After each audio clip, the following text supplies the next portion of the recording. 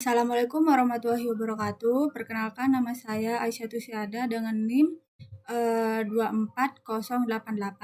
Di sini saya akan membuat video tentang tutorial analisis korelasi dan regresi berganda untuk pemenuhan tugas akhir praktikum statistika, di mana kita akan langsung saja ke analisis korelasi terlebih dahulu, di mana saya sudah menyediakan data fasilitas kampus dan beban tugas terhadap tingkat kepuasan mahasiswa Universitas Trunojoyo Madura. Nah, setelah menyediakan datanya, kita langsung klik Ctrl C untuk menyalin data tersebut dan menempelkannya di data SPSS. Nah, setelah itu kita klik analysis, lalu ke correlates, lalu ke bivariate.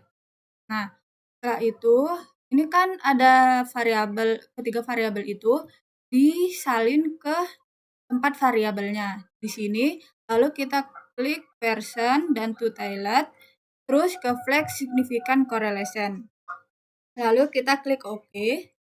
Nah, setelah muncul hasilnya, kita langsung interpretasikan data tersebut, di mana terdapat data yang telah dihasilkan bahwa berdasarkan hasil analisis yang dilakukan, maka ditemukan nilai koefisien korelasi sebesar 0,685 dan 0,553, lebih besar dari nilai R tabel sebesar 0,355, maka H1 diterima.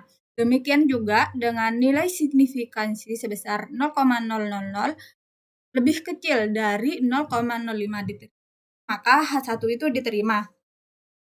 Sehingga dengan kata lain, dapat dinyatakan bahwa terdapat hubungan yang signifikansi antara tingkat kepuasan mahasiswa UTM terhadap fasilitas kampus dan beban tugas. Hasil ini mengindikasikan bahwa penelitian ini menerima H1 dan menolak H0. Lanjut pada analisis yang kedua, yaitu analisis regresi berganda, di mana kita langsung kembali ke SPSS terlebih dahulu. Lalu kita klik analysis, ke regression, lalu ke linear. Nah, setelah di linear, kepuasan ini kita taruh di tabel dependen, dan fasilitas kampus serta beban tugas itu kita taruh di independen. Nah, setelah ditaruh, kita langsung ke statistik terlebih dahulu. Nah, di statistik ini kita mencentang estimates dan model fit. Nah, setelah itu kita klik continue. Nah, setelah klik continue, kita klik OK. Setelah klik OK akan muncul seperti ini. Tabel 1 variabel interest, tabel 2 model summary, dan tabel 3 itu ANOVA, dan tabel keempat itu koefisien. Nah, setelah ditemukan hasil analisis tersebut, kita interpretasikan tabel yang pertama, yaitu tabel variabel interest itu menjelaskan variabel-variabel apa saja yang merupakan variabel independen dan apa yang menjadi variabel dependen juga, di mana variabel independen itu beban tugas dan fasilitas kampus, sedangkan variabel dependen yaitu kepuasan. Lanjut pada tabel yang kedua, yaitu model summary, di mana berdasarkan tabel hasil penelitian perhitungan di atas bahwa nilai R square adalah sebesar 0,524 atau 52,4%. Artinya adalah bahwa variabel independen atau beban tugas dan fasilitas kampus mampu menjelaskan variabel dependen sebesar 52,4%.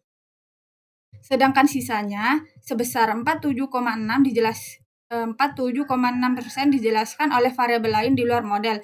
Nilai koefisien determinasi sebesar 52,4% menunjukkan bahwa model regresi ini layak. Dikatakan layak karena memiliki nilai koefisien determinasi lebih dari 50%. Asumsinya adalah bahwa variabel-variabel yang dimasukkan dalam model ini mampu memberikan penjelasan lebih dari 50%. Untuk tabel yang nomor 3, yaitu tabel ANOVA, di mana berdasarkan berdasarkan dasar pengambilan keputusan satu diketahui bahwa nilai F hitung adalah sebesar 308,409 atau lebih besar dari F tabel di mana H1 itu diterima, sedangkan berdasarkan pengambilan keputusan kedua yaitu nilai signifikansi itu lebih kecil dari 0,05 menunjukkan bahwa model regresi ini secara keseluruhan signifikansi secara statistik. Nah, lanjut pada tabel yang keempat yaitu tabel koefisien di mana berdasarkan dasar pengambilan keputusan satu diketahui bahwa nilai T hitung adalah sebesar 4,461 yaitu lebih besar dari T tabel yang sebesar 2,011 sehingga H1 itu diterima. Sedangkan berdasarkan dasar pengambilan keputusan 2 diketahui bahwa nilai signifikansi atau p-value dari uji F sebesar 0,00 di mana kurang dari 0,05 menunjukkan bahwa model regresi secara keseluruhan signifikan secara statistik. Nah, kesimpulan dari hasil analisis regresi bahwa secara keseluruhan bahwa dari tabel 1 hingga tabel 4 hasil keputusannya yaitu H1 diterima dan menolak H0. Demikian presentasi dari interpretasi data yang saya peroleh. Kurang lebihnya mohon maaf. Wassalamualaikum warahmatullahi wabarakatuh.